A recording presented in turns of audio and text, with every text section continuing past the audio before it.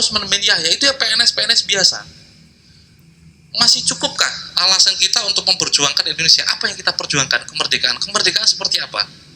Kisah Utsman bin Yahya meminta jabatan mufti kepada pemerintah penjajah Belanda. Tulisan Kiai Haji Madudin Utsman Al-Bantani tanggal 15 Mei 2026. Tulisan ini menceritakan atau menggambarkan bagaimana Utsman bin Yahya, keluarga Rizik Syihab, Datuk Rizik Syihab, menjilat kepada pemerintah penjajah Belanda untuk diangkat sebagai mufti Belanda.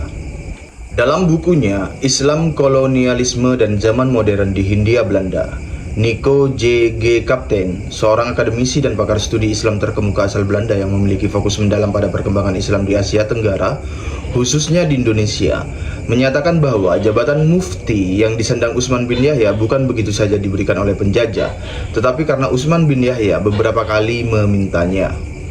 Utsman bin Yahya pernah menulis surat kepada Christian Sunuk-Hurgronje pada 30 Agustus 1886 yang diantara isinya adalah agar Sunuk berkenan menyebut nama Utsman bin Yahya di hadapan para pejabat Belanda, baik yang ada di Batavia maupun di Eropa.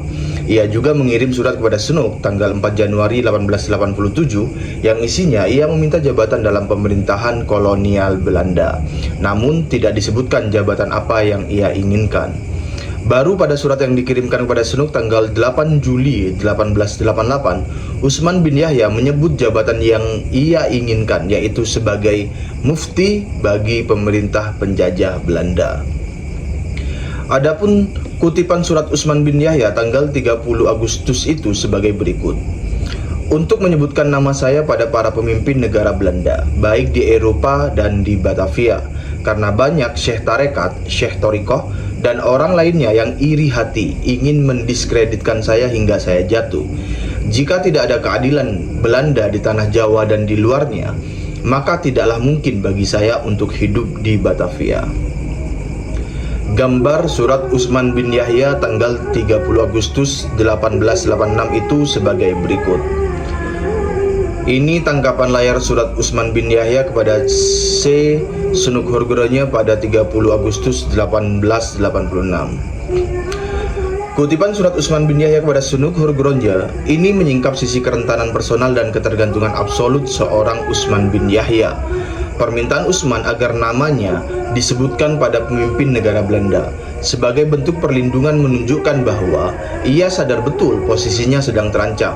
Ia merasa dikepung oleh syekh tarekat dan orang lainnya yang ingin menjatuhkannya. Secara sosiologis, ini membuktikan bahwa manuver-manuvernya selama ini telah menciptakan resistensi massal di kalangan ulama pribumi dan pemimpin tarekat yang merupakan motor perlawanan rakyat. Utsman bukan jatuh karena iri hati secara personal, melainkan karena ia dianggap sebagai musuh oleh para ulama tarekat. Pernyataan bahwa tidaklah mungkin bagi saya untuk hidup di Batavia tanpa keadilan Belanda adalah pengakuan yang sangat fatal. Ini membuktikan bahwa Utsman bin Yahya mengakui bahwa penjajah Belanda yang telah berbuat zalim kepada rakyat itu adalah adil, dan apa yang dilakukannya dalam merampok kekayaan Nusantara adalah sah. Dapat pula dimaknai bahwa ia juga merasa tidak lagi memiliki tempat di hati rakyat. Ia sepertinya telah mencabut akarnya dari masyarakat Muslim Nusantara dan menanamnya di bawah bendera pemerintah kolonial. Baginya, keadilan bukan lagi hanya nilai-nilai luhur, melainkan juga perlindungan hukum dan fisik dari penjajah yang menjamin keselamatan nyawanya dari ancaman syekh tarekat. Dengan melabeli para penentangnya sebagai orang yang iri hati, Utsman menggunakan taktik defleksi, penyimpangan arah.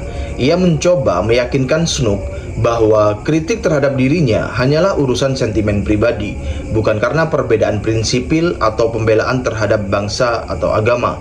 Ini adalah upaya Utsman memposisikan gerakan ulama tarekat di mata Belanda seolah-olah tidak mempunyai basis dukungan rakyat dan hanyalah pengacau yang mempunyai sifat iri dan suka membenci. Dari sini kita bisa belajar bahwa tafsir keagamaan itu bisa dibawa ke arah yang diinginkan oleh sang penafsir itu sendiri. Betapa kompleksnya tantangan ulama berjuang di masa penjajahan. Di satu sisi mereka ingin merdeka dari penjajahan asing, di sisi lain ada ulama lain menjadikan tafsir agama sebagai penghambatnya.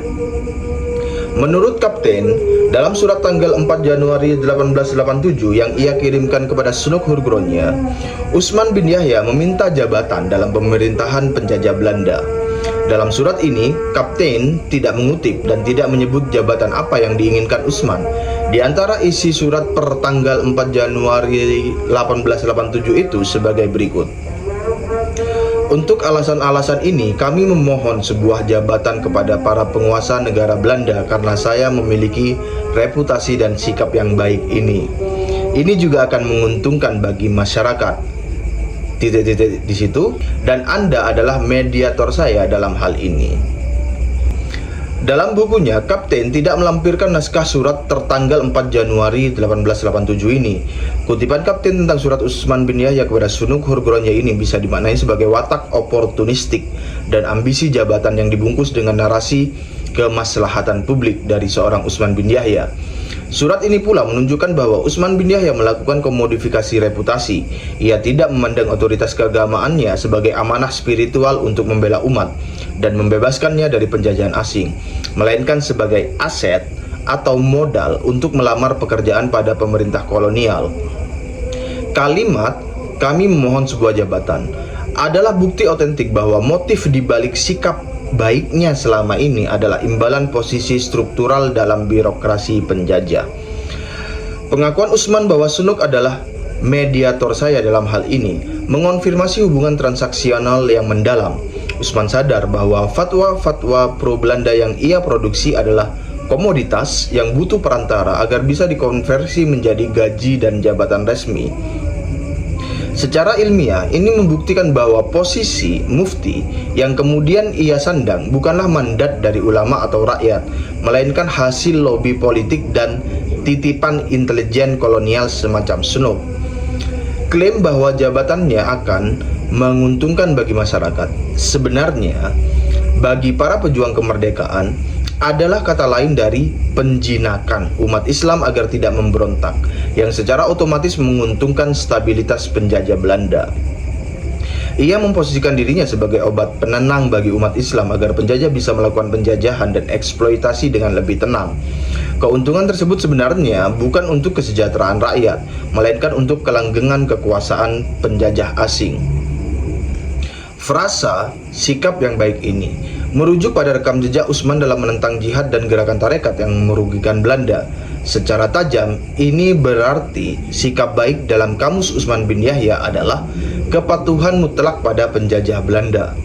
Bisa dimaknai pula ia sedang menjajakan integritas moralnya. Semakin ia berhasil menekan semangat perlawanan rakyat, semakin besar ia dianggap layak mendapatkan jabatan.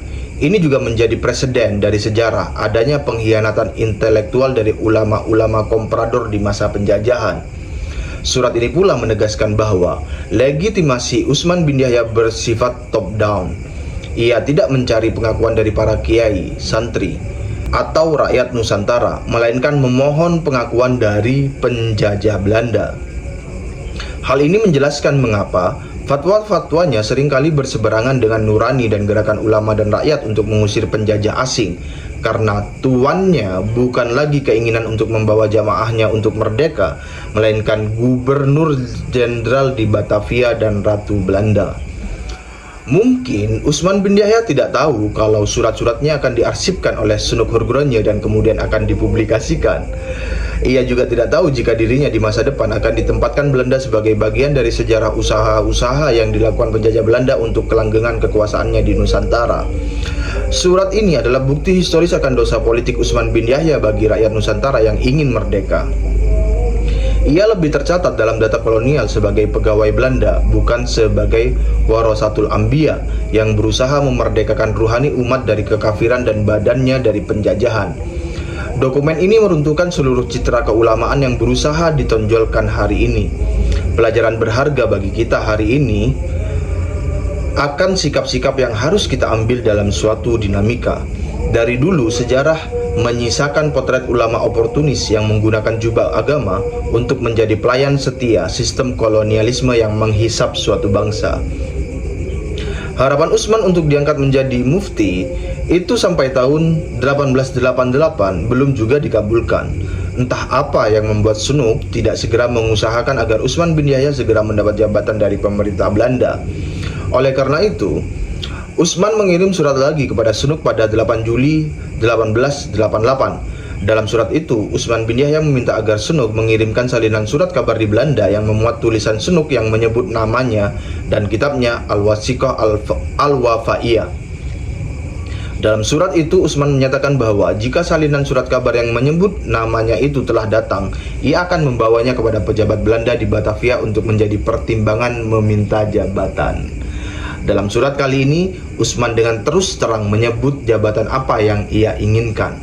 Dalam suratnya itu, Utsman menyatakan bahwa jabatan yang ia inginkan adalah sebagai mufti bagi pemerintah Belanda di Batavia. Kutipan surat Utsman itu sebagai berikut. Maksud kami dengan bantuan itu adalah menjadi jembatan tercapainya maksud kami kepada Gubernur Jenderal Rois untuk mendapatkan jabatan advisor dalam kurung penasihat, mungkin dengan nama Arab mufti. Bentuk surat Utsman bin Yahya yang meminta jabatan itu sebagai berikut.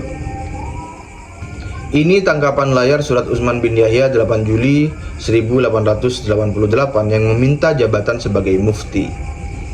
Sehari setelah Utsman mengirim surat, kebetulan terjadi pemberontakan para petani Banten yang dipimpin para pengamal tarekat Qadiriyah wa Naqsabandiyah dengan Panglima Kiai Wasid. Ini membuat pertimbangan Sunuk untuk menerima permintaan Utsman untuk mendapat jabatan mufti di Batavia mendapat alasan kuat. Tetapi karena Sunuk masih ada di Belanda, ia belum bisa mewujudkan harapan Utsman itu. Baru pada Mei 1889, ketika Sunuk tiba di Batavia, ia segera mengupayakan permintaan Utsman untuk diangkat sebagai mufti kepada pemegang kuasa. Namun, lobi Sunuk itu pun tidak begitu saja langsung diterima. Hal pertama yang bisa dilakukan Sunuk hanyalah menjadikan Utsman sebagai pembantu untuk tugas-tugasnya di Batavia dengan gaji 100 gulden per bulan. 2 tahun kemudian, tepatnya pada Mei 1891, harapan Utsman mendapat jabatan yang ia inginkan dikabulkan pemerintah penjajah Belanda. Jabatan formalnya sebenarnya bukan mufti, karena mungkin penjajah Belanda tidak memerlukan fatwa-fatwa agama. Jabatan formal yang disandang Utsman adalah penasihat kehormatan untuk urusan Arab. Populernya kata mufti lebih karena Utsman sendiri ingin disebut demikian. Sesuai dengan suratnya kepada Sunuk, Utsman memohon jabatan advisor yang diistilahkan oleh dirinya sendiri dengan sebutan mufti. Ia memegang posisi itu hingga wafat pada tahun 1914 oleh Kiai Haji Imaduddin Utsman Al-Bantani.